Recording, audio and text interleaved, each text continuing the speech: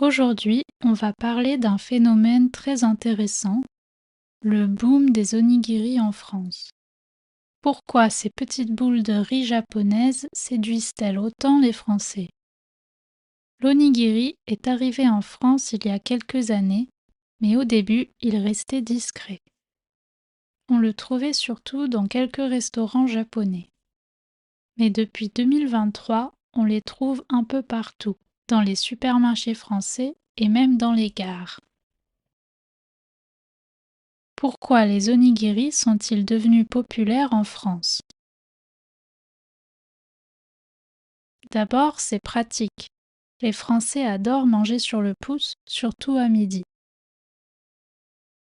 Un onigiri, c'est parfait. C'est petit, facile à transporter et pas besoin de couvert. Ensuite, c'est perçu comme sain. Le riz, le poisson, les algues, tout ça donne une image équilibrée, très différente des sandwichs habituels. Et puis, il y a le côté japonais.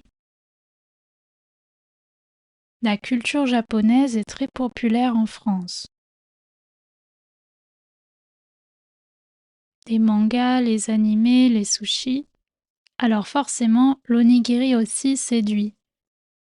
Quels types d'onigiri sont vendus en France?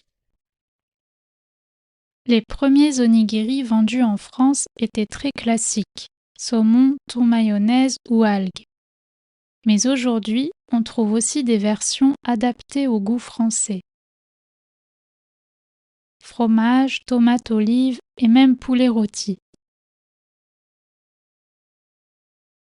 Certaines marques françaises fabriquent leurs propres onigiri avec des produits locaux. À Paris, on trouve même des onigiri.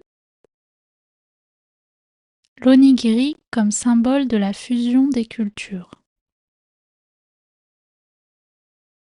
L'onigiri, ce n'est pas seulement un aliment japonais. En France, il devient un symbole de la rencontre entre deux cultures.